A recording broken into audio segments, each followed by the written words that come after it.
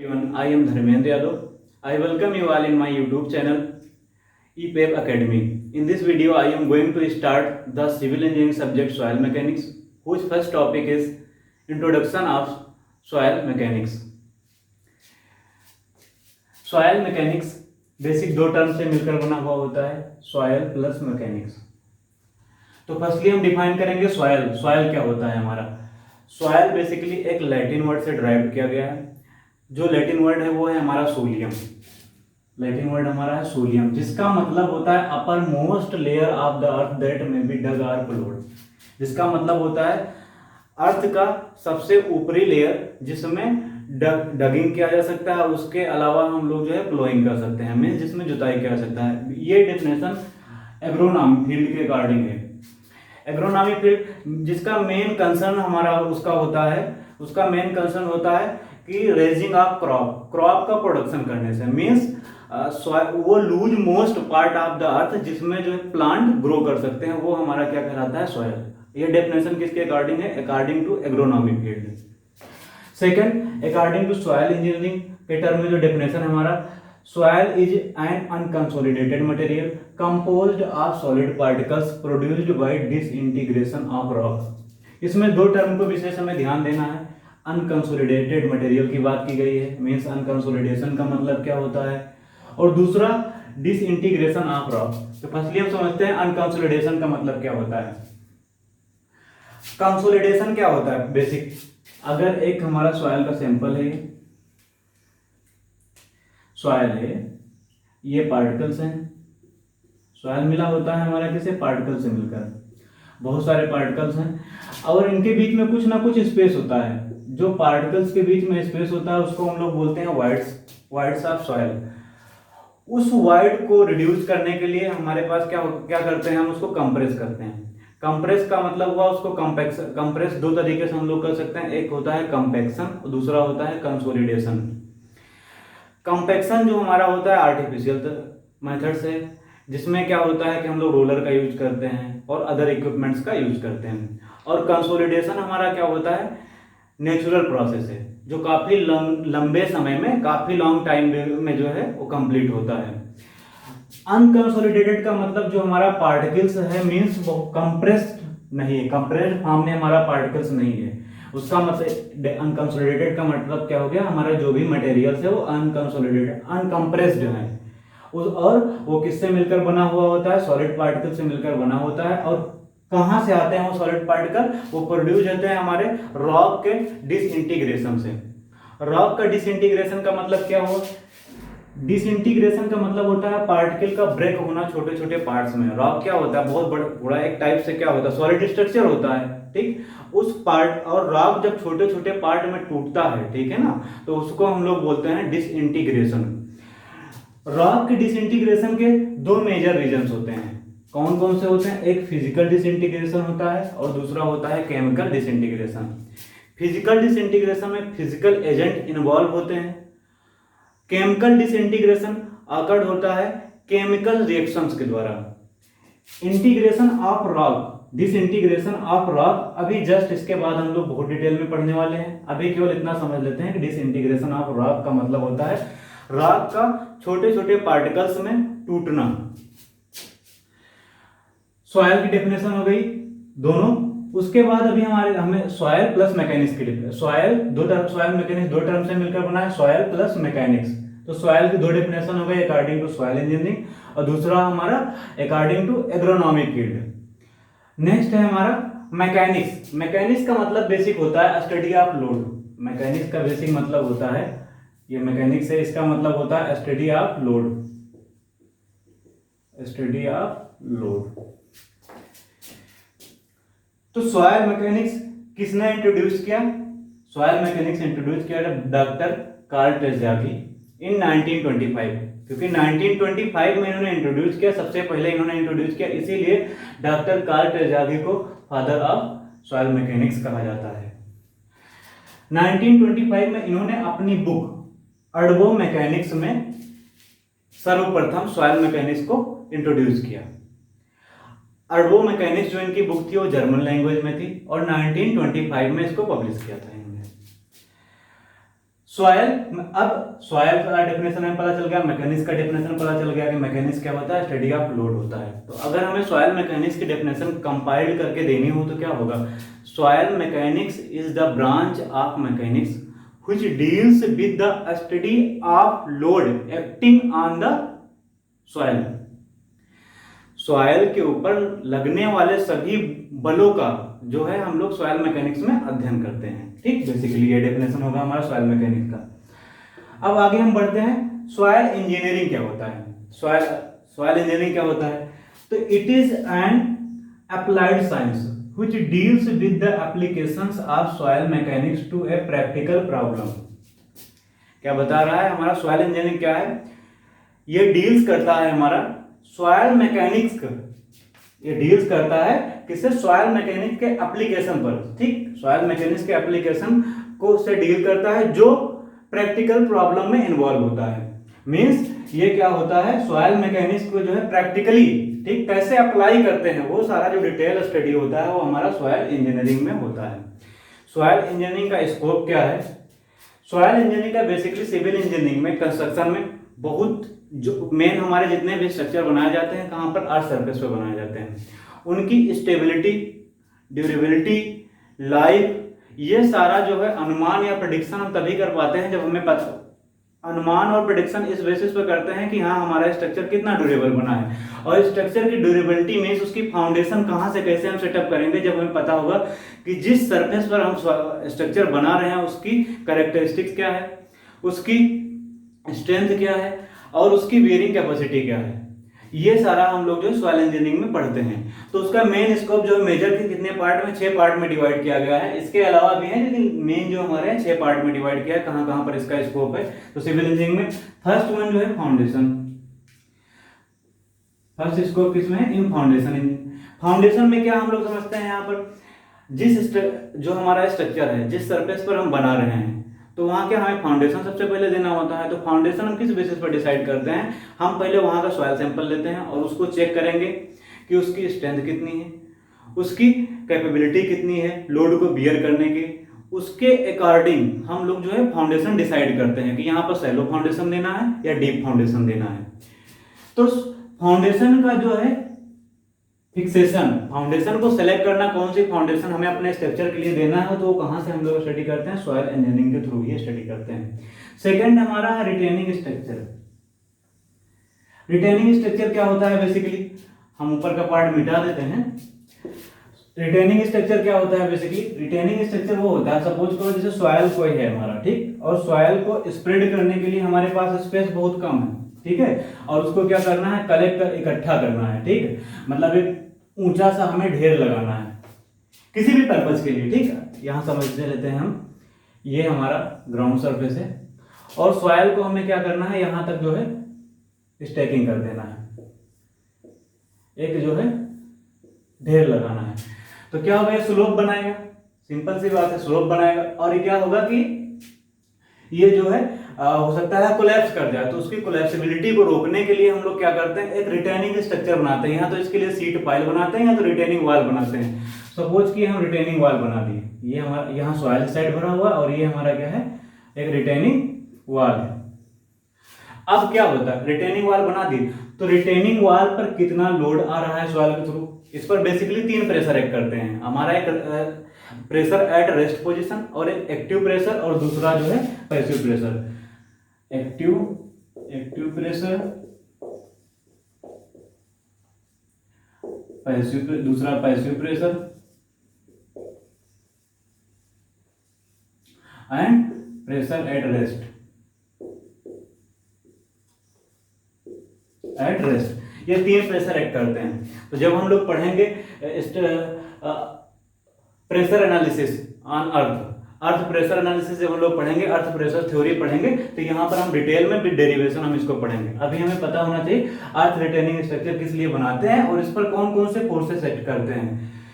Pressure पता होगा तो फोर्स हम लोग जो है इजिली निकाल लेंगे। फिर उसके बाद नेक्स्ट है हमारा थर्ड पॉइंट है स्कोप में, स्टेबिलिटी ऑफ स्लोप।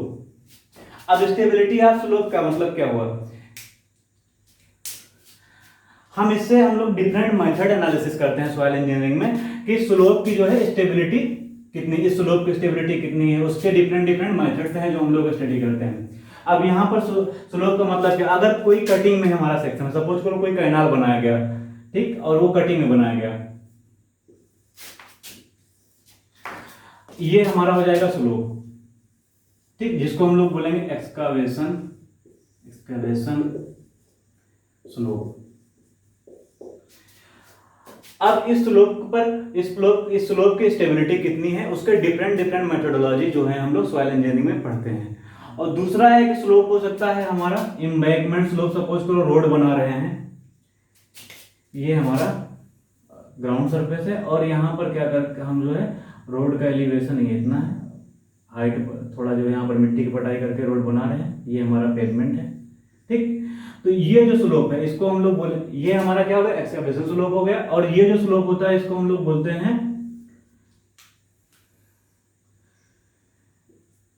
एम्बैंकमेंट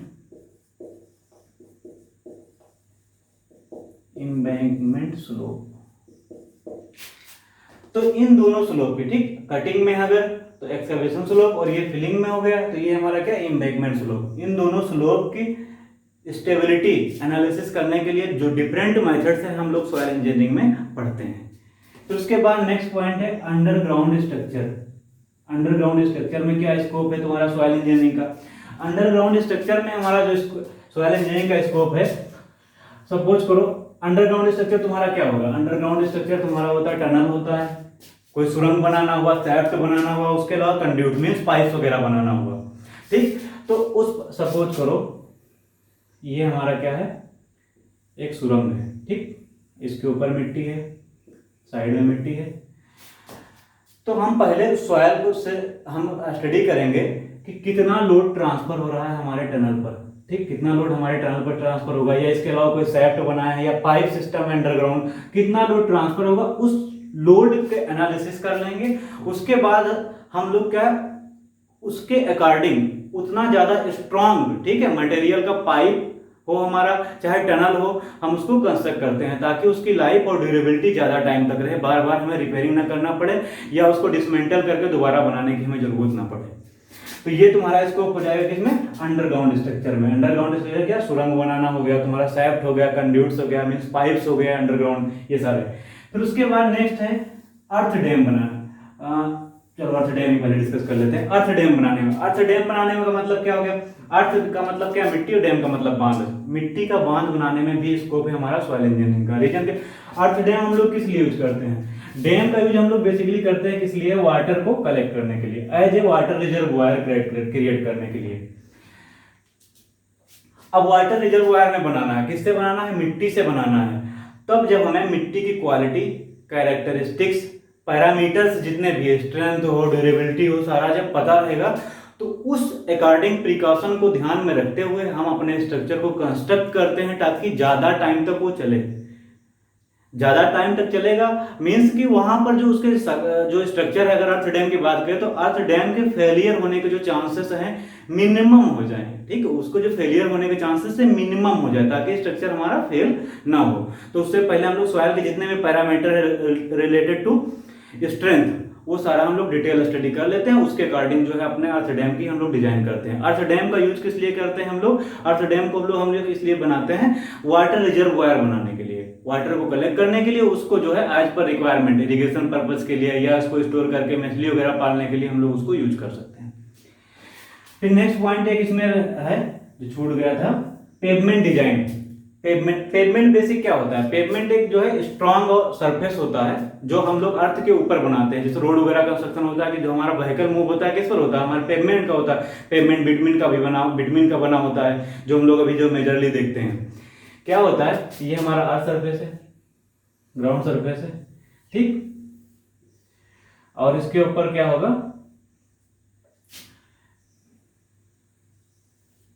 ये पेवमेंट है सपोज करो, ठीक। सब ग्रेड रेडी करेंगे, बेस एंड पेवमेंट, ठीक। अब पेवमेंट हम बनाए। अब पेवमेंट क्या होता है, पेवमेंट एक स्ट्रॉन्ग सरफेस होता है जो किसी व्हीकल को स्मूथली मूवमेंट में हेल्प करता है। तो जब हमें पता रहेगा जहां पर हमें पेवमेंट डिजाइन करना है वहाँ के ग्राउंड सरफेस की जो सॉयल है उसकी बेयरिंग कैपेसिटी क्या है, वो कितनी स्ट्रांग है, कितना ज़्यादा कोहेसिव है, ये सारा चीज़ पता रहेगा। उस अकॉर्डिंग हम लोग जो है अपने पेवमेंट की डिजाइन करते हैं। तो मीन्स ये मेन पैरामीटर्स है जिसमें जो हम हमारे सॉयल इंजीनियरिंग में आते हैं बेसिकली। और सॉयल इंजीनियरिंग जो है किस थ्रू हम लोग इतने पैरामीटर्स को सेट करने में हम लोग हेल्प फाइंड करते हैं। फर्स्ट हमारा फाउंडेशन, सेकंड रिटेनिंग स्ट्रक्चर बनाने में, और third one stability of slope analysis करने में, अंडरग्राउंड स्ट्रक्चर बनाने में हेल्प लेते हैं, उसके अलावा पेवमेंट डिजाइन करने में हेल्प लेते हैं। फिर नेक्स्ट लास्ट वन है अर्थ डैम। इसके अलावा डिफरेंट मिसलेनियस रीजन और सारे भी हैं जिसमें हम लोग जो है सॉइल इंजीनियरिंग का हेल्प लेते हैं सिविल इंजीनियरिंग का वर्क करने के लिए। फिर उसके बाद आगे हम लोग देखते हैं origin and formation of soil. The process of formation of soil is known as pedogenesis. Soil को फॉर्मेट होने में, सॉयल का फॉर्मेशन होने में एक जियोलॉजिकल साइकिल का इन्वॉल्वमेंट होता है। उस जियोलॉजिकल साइकिल को हम लोग देखते हैं कैसे होती है जियोलॉजिकल साइकिल। हमें पता है सॉयल कैसे बनती है, due to disintegration of rock.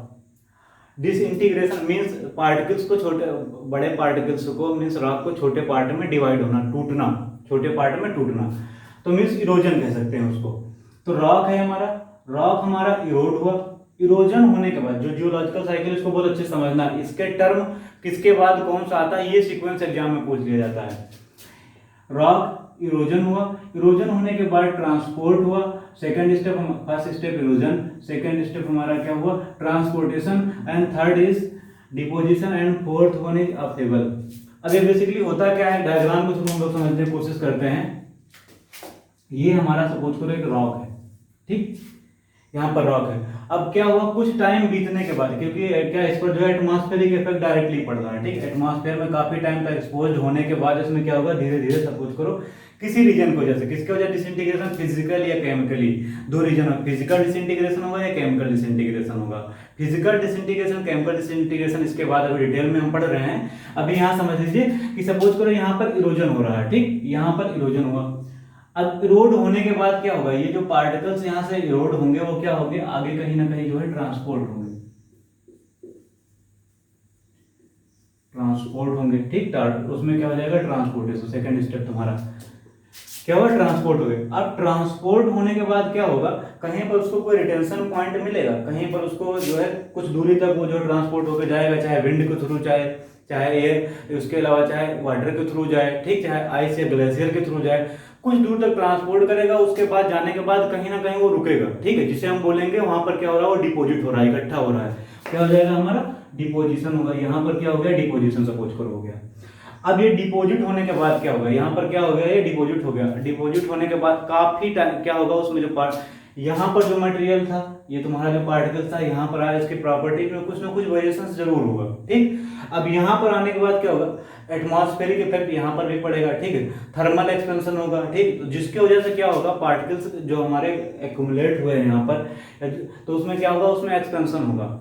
तो काफी टाइम बीतने के बाद, 100 साल 200 साल मीन्स नंबर ऑफ सेंचुरीज बीतने के बाद, ठीक है, डिपेंड करेगा कि यहाँ 100 साल में, 200 साल, 300 साल में, फिर क्या होगा, इसमें अपहेवल होगा, मीन्स इसमें क्या होगा, एक्सपेंशन होगा इसमें, उसके वॉल्यूम में। फिर क्या होगा, जिसे हम लोग बोलते हैं अपहेवल एक्शन।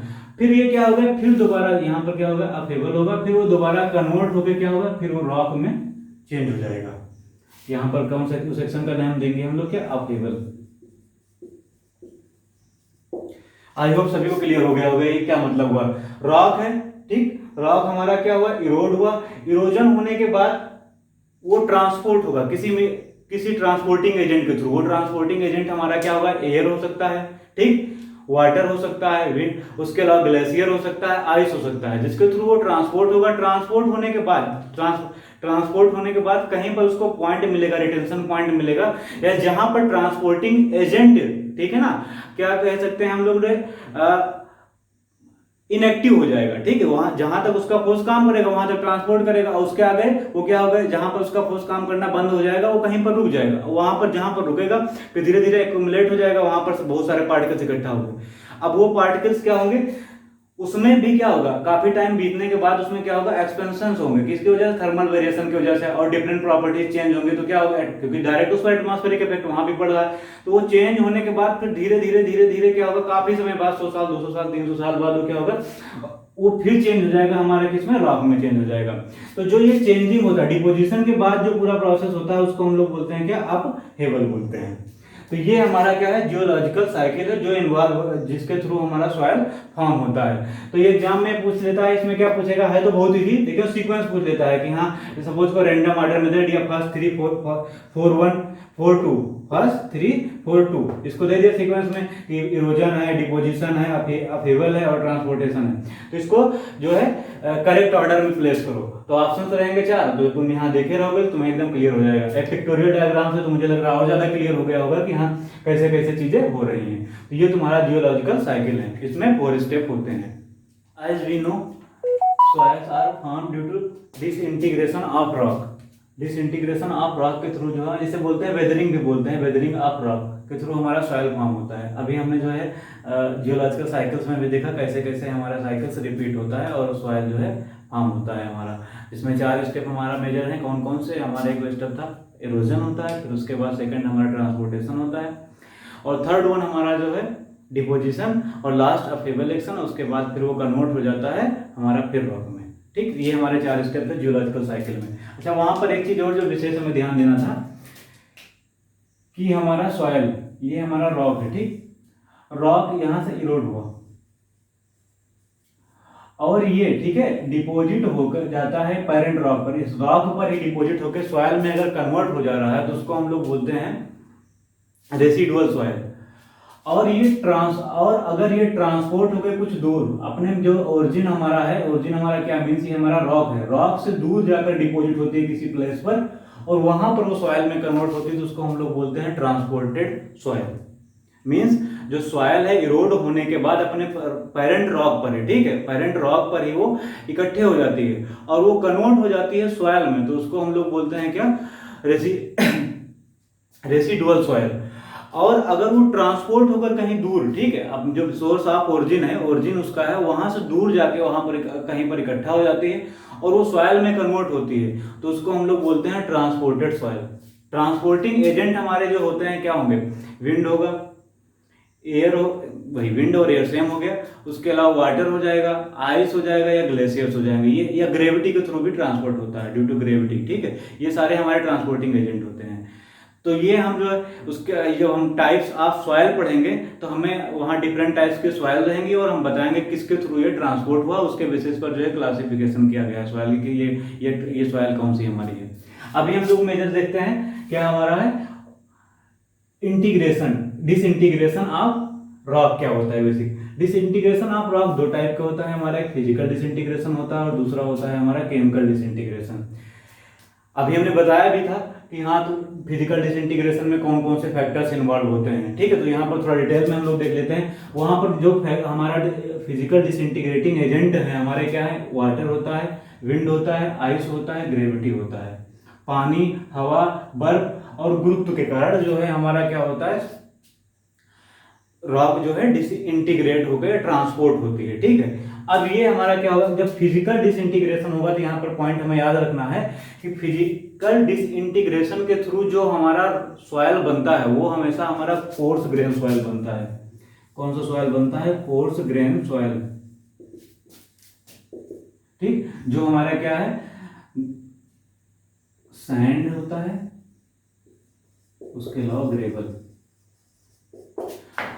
और ये सॉइल जो फिजिकल डिसइंटीग्रेशन से सॉइल बनता है उसकी प्रॉपर्टी सेम होती है जो पेरेंट रॉक की होती है, उसके प्रॉपर्टीज में कोई चेंजेस नहीं होता है।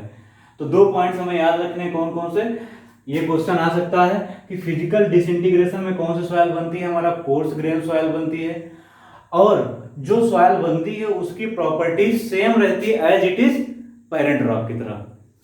और जो केमिकल डिसइंटीग्रेशन होता है उसके जो डिसइंटीग्रेटिंग एजेंट है उसमें कार्बोनेशन होता है, ऑक्सीडेशन होता है और हाइड्रेशन, ये 3 एजेंट्स होते हैं और जिसके थ्रू हमारा क्या होता है, सॉइल डिसइंटीग्रेट होता है। और इसमें क्या होता है हमारा जो सॉइल डिसइंटीग्रेट होकर आती है, ठीक, जो इरोड होने के बाद रॉक जो है ट्रांसफर होके हमारा कन्वर्ट होती है सॉइल में, वो सॉइल की जो प्रॉपर्टी होती है वो चेंज होती है पेरेंट रॉक के कंपेयर में।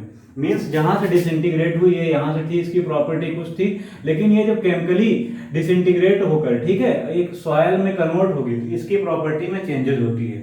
तो ये मेजर डिफरेंस है हमारा फिजिकल डिसइंटीग्रेशन और केमिकल डिसइंटीग्रेशन में।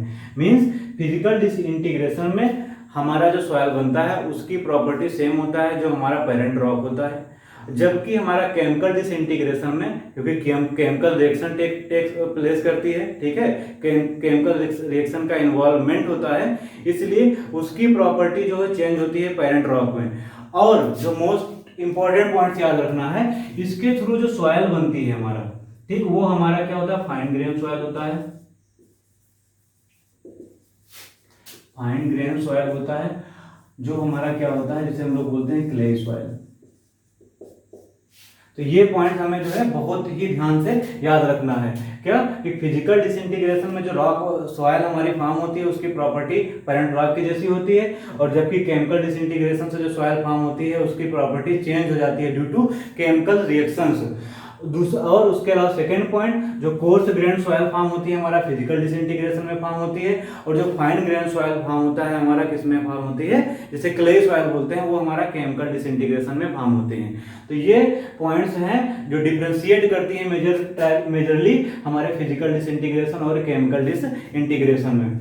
अब यहाँ पर कार्बोनेशन क्या है, ऑक्सीडेशन क्या है, हाइड्रेशन क्या है। कार्बोनेशन का बेसिक मतलब क्या होता है, एडिशन ऑफ कार्बन। कार्बन क्या होता है, CO2 होता है, CO2 होता है। अब क्या है, वाटर से रिएक्ट कर जाएगा तो क्या बनाएगा, कार्बोनिक एसिड बना जाएगा, ठीक। अब ये कार्बोनिक एसिड जो है, जो हमारा रॉक है उसके मिनरल से जब रिएक्ट करेगा तो एक न्यू कंपाउंड बनाएगा, ठीक है ना, जिससे क्या होगा, हमारा जो है रॉक जो है डिकम्पोज होगा। जब वो डिकम्पोज होगा, सॉइल्स के जो मिनरल है उससे रिएक्शन करेगा, मींस रॉक थी, सॉइल हमारा कन्वर्ट होता है, तो उसको डिकम्पोज करेगा और वो बाद में सॉइल में कन्वर्ट हो जाता है। तो उसकी प्रॉपर्टी हमारा पेरेंट रॉक से चेंज होती है, क्योंकि इसमें केमिकल रिएक्शन इन्वॉल्व होती है। और ऑक्सीडेशन क्या होता है, ऑक्सीजन से रिएक्शन करेंगी, तुम्हारा ऑक्सीजन जब रिएक्शन करेंगी तो वो सॉइल को डिकम्पोज करे और एक न्यू मिनरल से रिएक्शन करेंगी, तो क्या करेंगे, वो एक न्यू जो है रिएक्शन क्रिएट करेंगे। उस रिएक्शन से क्या हो जाएगी, जो मेन हमारा प्रॉपर्टीज थी पेरेंट रॉक की वो चेंज हो जाएंगी। तो इसीलिए हमारा, क्योंकि यहाँ पर केमिकल रिएक्शंस का इन्वॉल्वमेंट होता है, इसलिए जो हमारे केमिकल डिसइंटीग्रेशन में हमारे जो पेरेंट रॉक से हमारा जो नया सॉइल बनता है, जो सॉइल बनता है उसकी प्रॉपर्टीज हमेशा चेंज हो जाती हैं। तो ये पॉइंट्स हमें ध्यान रखना है, और हम कैसे दोनों में डिफरेंशिएशन करेंगे, इन पॉइंट्स के बेसिस पर हम लोग डिफरेंशिएशन करेंगे। आई होप सभी लोग को ये चीज क्लियर हो गई होगी। हमने इस वीडियो में क्या क्या पढ़ा, एक बार उसको जो है सम अप करते हैं। हमने फर्स्टली देखा इंट्रोडक्शन में हम की फादर्स ऑफ सॉइल मैकेनिक्स कौन है, डॉक्टर कार्ल चेटर्जी। उन्होंने 1925 में अपनी बुक अर्बो मैकेनिक्स में इसको इंट्रोड्यूस किया था, और जो जर्मन लैंग्वेज में थी। उसके बाद सॉइल क्या होती है, सॉइल की डेफिनेशन, मैकेनिक्स अब जो है एनालिसिस ऑफ लोड का एनालिसिस करना, सॉइल पर कितने लोड अप्लाइड हो रहे हैं, उन सारा का जो डिटेल स्टडी है वो हमारा सॉइल मैकेनिक्स में होता है। सॉइल मैकेनिक्स की हम लोग डेफिनेशन देखे। उसके बाद सॉइल इंजीनियरिंग क्या होता है, सॉइल इंजीनियरिंग का स्कोप क्या होता है, सॉइल इंजीनियरिंग का स्कोप हमारा क्या। अच्छा हाँ, एक चीज और ध्यान रखना, सॉइल इंजीनियरिंग और जियो टेक्निकल इंजीनियरिंग, ठीक है, लगभग दोनों से एक दूसरे के सिनोनिम्स हैं, लेकिन अगर बात की जाए कि अगर इनमें दोनों में डिफरेंशिएट किया जाए तो हमारा जियो टेक्निकल इंजीनियरिंग है जो मोर ब्रॉडर है, जो एक ब्रॉड टर्म है तुम्हारा कंपेयर टू सॉइल इंजीनियरिंग, जिसमें जो तुम्हारा जियो टेक्निकल इंजीनियरिंग होता है उसी में तुम्हारा जो soil engineering, soil engineering, rock mechanics, ये सारे जो है इन्वॉल्व होते हैं, ठीक है। और इनको जो हम एज ए सिनोनिम्स भी यूज कर सकते हैं, जियो टेक्निकल इंजीनियरिंग या सॉइल इंजीनियरिंग, ठीक। स्कोप में हम लोग पढ़ ले कि यहाँ कहाँ कहाँ पर फाउंडेशन को सिलेक्ट करने में, उसके बाद अर्थ रिटेनिंग स्ट्रक्चर बनाने में, उसके अलावा जो है अंडरग्राउंड स्ट्रक्चर्स बनाने के लिए, हम लोग अर्थ डैम बनाने के लिए, स्टेबिलिटी एनालिसिस करने के लिए, पेवमेंट डिजाइन करने के लिए, ये सारे स्कोप्स थे। फिर उसके बाद हम लोग पढ़े जियोलॉजिकल साइकिल कौन है, उसमें जियोलॉजिकल साइकिल्स क्या होती है, सॉइल को फॉर्म होने में वो हेल्प करती है, या सॉइल फॉर्म जो है हमारा जियोलॉजिकल साइकिल के थ्रू होता है। जियोलॉजिकल साइकिल में कितने स्टेप्स होते हैं, हम उसको देखें कि हाँ सब इरोजन होता है, ट्रांसपोर्टेशन होता है, डिपोजिशन होता है, अपलिवेशन होता है। फिर उसके बाद हम देखें कि रॉक कैसे फॉर्म होती है, सॉइल कैसे फॉर्म होती है, due to disintegration of rock. Disintegration या वेदरिंग दोनों सेम टर्म्स हैं। डिसइंटीग्रेशन का मतलब पार्ट्स में पार्टिकल्स को जो टूटना, ठीक, छोटे छोटे पार्ट्स में टूटना। डिसइंटीग्रेशन दो टाइप से होते हैं, फिजिकल डिसइंटीग्रेशन और एक केमिकल डिसइंटीग्रेशन। फिजिकल डिसइंटीग्रेशन से जो सॉइल बनती है उसकी प्रॉपर्टी सेम रहती है एज ए पेरेंट रॉक, और जबकि केमिकल डिसइंटीग्रेशन से जो सॉइल बनती है उसकी प्रॉपर्टी जो है चेंज हो जाती है ड्यू टू केमिकल रिएक्शंस। ठीक, उसके अलावा फिजिकल डिसइंटीग्रेशन से जो सॉइल बनती है वो हमारी कोर्स ग्रेन सॉइल होती है, और जबकि हमारा केमिकल डिसइंटीग्रेशन से जो सॉइल बनती है वो हमारा क्या, फाइन ग्रेन सॉइल होती है, जिसे बोलते हैं हम लोग क्ले सॉइल। तो इतना हमने आज के वीडियो में पढ़ा, और the process of soil formation जो है पेडोजेनिस कहलाता है। लगभग इतना चीजें पढ़ा, तो आई होप सभी को ये सारी चीजें क्लियर हो गई होगी। नेक्स्ट वीडियो में हम डिस्कस करेंगे different types of soil and phase diagram of soil और different interrelationship. Thank you very much for watching these videos.